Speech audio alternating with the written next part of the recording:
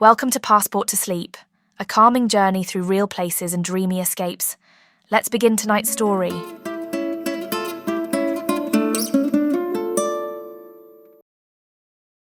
The moment we roll into Southwest Harbour, it feels like something inside of us exhales. The trees press close to the winding roads, dark green and wind-shaped, as if they've been guarding this place for centuries. There's a sense of being embraced by the landscape, of stepping into a corner of the world that hasn't given itself over entirely to time. Mount Desert Island may be home to the bustling Bar Harbour and the breathtaking sprawl of Acadia National Park. But here on the island's quiet side, it's as though the land remembers its own heartbeat. And today, we begin to match it. We check in at the Harbourside Inn, a small cedar-shingled gem with white trim, and just a handful of rooms overlooking the boats in the harbour.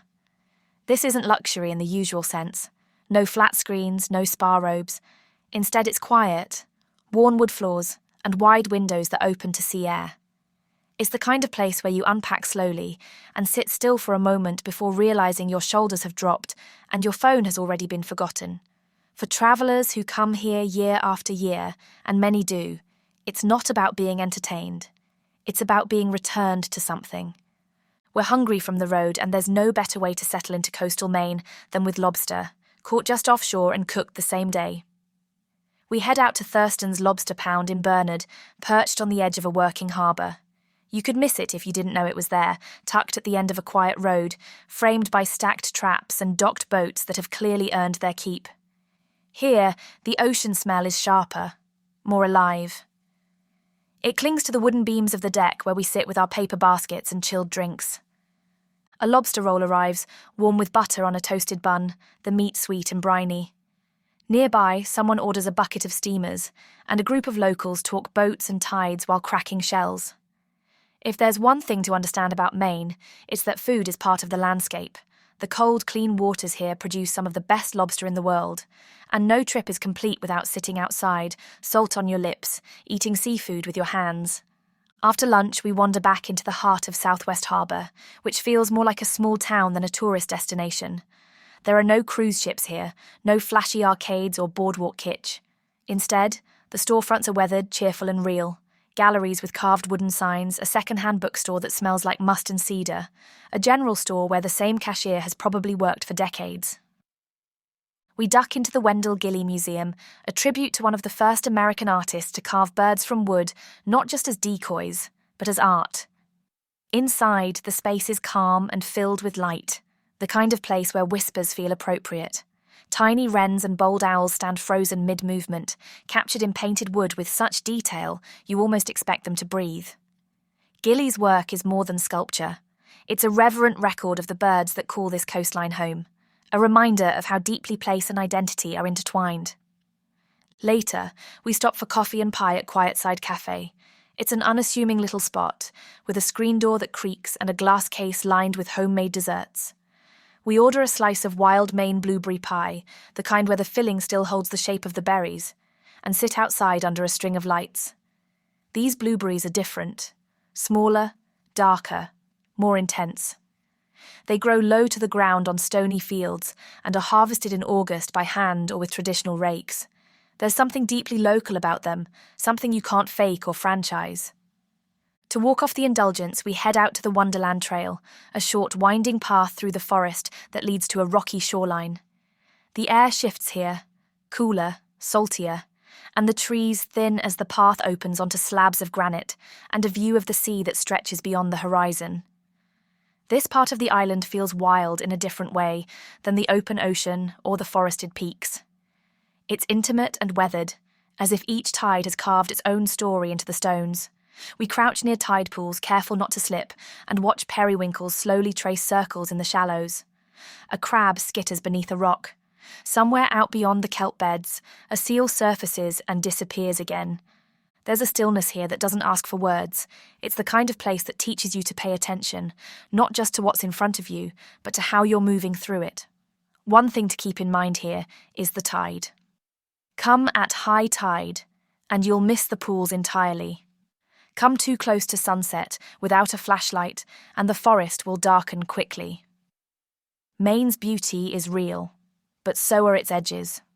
As golden hour settles over the island, we drive toward one of its most iconic landmarks, Bass Harbor Head Lighthouse. Built in 1858, it stands on the edge of a cliff where the land falls sharply into the sea. White and trim, with a red light that flashes every 4 seconds, it's still an active beacon, still doing the work it was built for more than 160 years ago. We park and follow the narrow path through spruce and over roots until the view opens up and the lighthouse appears, perched above a tumble of granite and scrub. There are already a few photographers set up on the rocks, waiting for that perfect shot where the sun hits the lighthouse just so. We find our own spot, careful of the slick stone, and sit as the sky shifts from pale to gold to lavender. The sea glimmers below, gulls wheel overhead, the wind comes in steady, smelling of salt and distance. And for a moment, the world is quiet in a way that feels like gratitude. As the last light fades, we return to Southwest Harbour for dinner at Red Sky Restaurant. It's warm inside, with soft lighting and walls painted in earthy tones. The menu is local, seasonal, and thoughtful. Seared scallops with sweet corn, duck glazed with blueberry, risotto rich with mushrooms gathered just miles from here. There's no pretense here, only care. The chef works quietly in the back, and the servers speak with the ease of people who are exactly where they're meant to be. We linger over dessert, a flourless chocolate cake with a scoop of vanilla bean ice cream, while soft music plays and the room hums with that low, contented kind of conversation. When we step back outside, the town is quiet again. Porch lights glow from old homes. The stars are starting to show. Back at the inn, we open the windows to let in the sea breeze. Somewhere out in the harbour, a buoy bell rings, soft, rhythmic, comforting. It's the kind of sound that lodges deep in your memory, long after the trip is done. And as we drift towards sleep, it's clear that Mount Desert Island isn't just a destination. It's a mood, a feeling, a rhythm. One that slows you down until all you hear is wind through pine and water against stone. One that stays with you. Morning comes early on the coast of Maine. Light filters through the curtains like a quiet invitation, pale and golden, whispering that this day is meant for the outdoors. We step outside into the crisp morning air, and it smells of pine and ocean, fresh and alive. The harbourside inn is still hushed, save for the creak of a dock in the distance and the soft clink of boat rigging in the harbour. Today, we head east across Mount Desert Island, into the heart of Acadia National Park. The road to Bar Harbour winds through spruce woods and past old stone walls, remnants of homesteads long gone. It's not far, but it feels like crossing into another chapter of the island's story. Bar Harbour is the vibrant, beating heart of Mount Desert Island, the gateway to Acadia, and once the summer haven of America's wealthiest families. Before the fire of 1947 swept through and reshaped the land, grand mansions known as cottages lined the shore, built by Rockefellers, Carnegies, and Vanderbilts. Some still remain, tucked behind hedges or repurposed as inns, quiet echoes of a gilded past. We find breakfast tucked down a side street, in a colourful little cottage called Cafe This Way. It's warm inside, with mismatched mugs, hand-painted chairs, and a chalkboard menu filled with comfort. The blueberry pancakes here are the kind that need no syrup, bursting with local berries dusted with powdered sugar. We linger over our meal, watching hikers and cyclists trickle in from all over the world, drawn here by the promise of granite peaks and wild ocean air. From Bar Harbour, we enter the park through the main gate and follow the Park Loop Road. The road itself is a marvel, part of a vision laid out by John D. Rockefeller Jr., who believed deeply in public access to beauty. He financed and oversaw the construction of carriage roads, stone bridges, and scenic turnouts that still shape how visitors experience Acadia. The drive feels cinematic, the forest suddenly giving way to the Atlantic as the road hugs the cliffs above the surf. We park at Sand Beach, a rare crescent of soft sand cradled between rocky headlands. The water here is a shocking turquoise, and also shockingly cold. Never more than 55 degrees, even in midsummer. Locals might brave it, but we're content to walk the shoreline, shoes in hand, feeling the fine-grained sand and the occasional splash of sea foam at our ankles. From the beach, we pick up the Ocean Path, a stunning trail that follows the coast all the way to Otter Point. This is Acadia at its most iconic. The granite here is pink-hued and striped with veins of quartz. Wind-gnarled trees cling to the rocks like they've been here since the glaciers retreated. We pass Thunderhole, where waves crash into a narrow channel and erupt in a geyser-like blast, sometimes with a deep boom that sounds like a distant cannon. Timing it right depends on the tide. Mid-tide with incoming waves is your best bet. We stop, wait, and watch a few small surges before one finally delivers the payoff, dousing a group of onlookers with salty spray and laughter. Farther on, Otter Cliffs rise steep and dramatic, a favourite spot for rock climbers and photographers alike. We pause at the overlook and breathe it in. Ocean to the horizon, gulls wheeling overhead, and the faint bark of a seal from the rocks below. It's the kind of view that makes silence feel sacred. From there, we wind inland, making our way toward the crown jewel of Acadia, Cadillac Mountain. At 1,530 feet, it's the tallest peak on the US Atlantic coast, and for much of the year, the first place to see sunrise in the country. By midday, the summit is dotted with visitors, but the panoramic view is breathtaking in every direction. Bar Harbor below us, the Porcupine Islands scattered across Frenchman Bay like stepping stones to the horizon, and the jagged ridges of the park stretching inland in granite folds. If there's one piece of advice to give here, it's to plan ahead. Vehicle access to Cadillac Summit requires a timed reservation in peak season, and it's worth booking in advance. There's also a trail to the top if you prefer to earn the view the hard way, but however you get there, it's one of those rare places where the view doesn't disappoint. Next, we head to Jordan Pond, one of the most tranquil places in the park. The pond itself is clear and still, reflecting the rounded twin mountains known as the Bubbles. At its edge is the Jordan Pond House, a historic tea house with deep roots in Acadia's history. For over a century, visitors have gathered on the lawn here to enjoy popovers, crisp on the outside, airy inside, served warm with butter and strawberry jam, alongside tea or lemonade. It's the kind of tradition that lingers in the memory, made richer by the view of the pond and mountains beyond. We eat under a big white umbrella, the sound of silverware and soft conversation mixing with the rustle of birch leaves. Afterward, we walk the Jordan Pond Trail, a gentle loop around the shoreline. Wooden boardwalks lift us above wetlands, and the air is thick with the smell of fir and moss. Loons glide silently across the water. Every turn feels like a page from an old New England novel. The afternoon leads us to more quiet corners of the park, Schooner Head Overlook with its hidden sea cave, and the rugged shore near Great Head, where the wind scours the cliffs and leaves you feeling small in the best possible way. Even in busy months, Acadia has a way of offering solitude to those who seek it. As evening begins to settle, we return to Bar Harbor, where the town has taken on a golden hue. The streets are alive but never chaotic, shop windows glowing, flower boxes spilling colour, and the smell of seafood drifting from open doorways. We browse for a while, stopping into local boutiques and bookstores, and then head to dinner at Havana. Havana is tucked away a few blocks from the main drag, and it's a gem, refined but not stuffy, with a menu that dances between Maine seafood and Latin-inspired flavour. We order the paella, brimming with scallops, chorizo, and mussels, and a side of grilled corn with lime crema. There's a wine list worth exploring, and the staff treat you like old friends. It's the kind of place that has become a local institution without ever feeling like it's trying too hard. After dinner, the night is soft and inviting, so we walk the shore path. It's an old tradition here, this simple walk that starts just beyond the Bar Harbor Inn and follows the coastline past wild roses, sea-smoothed rocks, and the occasional heron standing sentinel in the shallows. The moon rises over the bay. The lighthouse out on Egg Rock begins to blink. And we realise that this place, this island, is the kind of destination that holds you gently but firmly. There's beauty everywhere, but it's not loud. It doesn't have to be. It lingers, like the scent of salt on your skin, or the way the wind pulls at your jacket on a cliffside trail. Tomorrow we'll kayak the shoreline and return to the quiet side of the island. But tonight, we carry Acadia with us, in our legs, our lungs, and somewhere deeper. A place like this doesn't let go easily.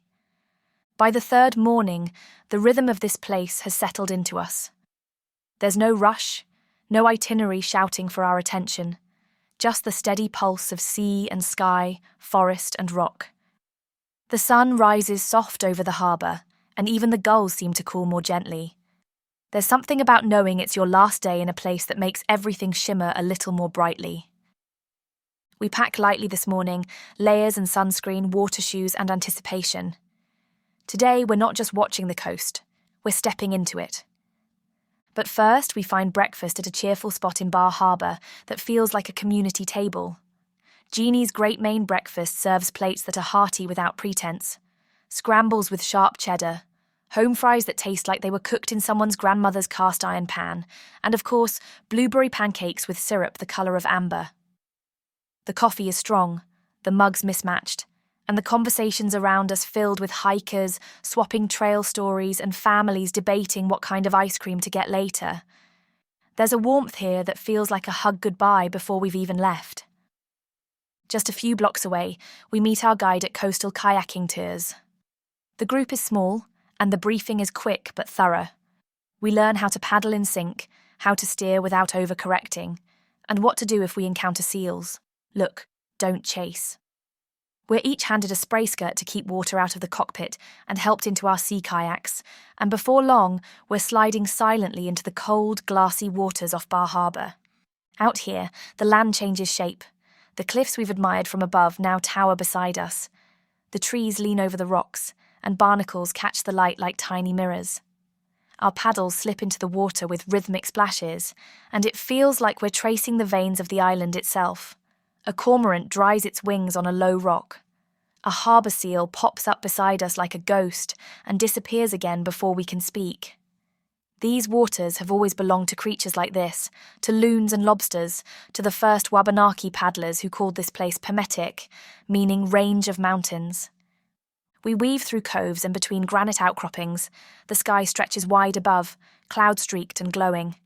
The guides tell us about the tides here, how they can shift over 10 feet in a single cycle, revealing and submerging entire passages. We pass quiet beaches reachable only by boat, and smooth rock slabs warmed by the morning sun. It's not a strenuous paddle, but it's immersive. With each stroke, we're farther from roads, schedules, and cell signals. Just water, sky, and the occasional drift of seaweed beneath our boats like underwater ribbons. After several hours on the water, our arms pleasantly tired and our faces kissed by sun and salt, we land gently back at shore. There's a silence in the group that speaks more than any chatter. It's the quiet of people who have been somewhere sacred and don't want to speak too loudly about it in case they scare it away. Lunch brings us back to earth in the best way. We walk along the docks to Beale's Lobster Pier, a classic Maine experience. Here, the seafood is as fresh as it gets, literally hauled up beside you.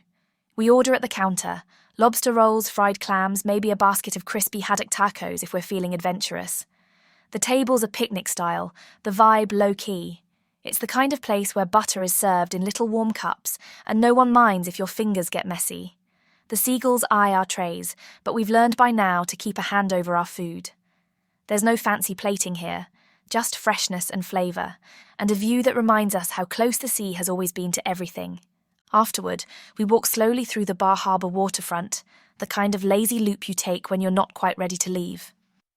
The wharf buzzes with soft energy, ice cream cones in hand, camera straps slung over shoulders, kids with sun-flushed cheeks chasing one another between benches.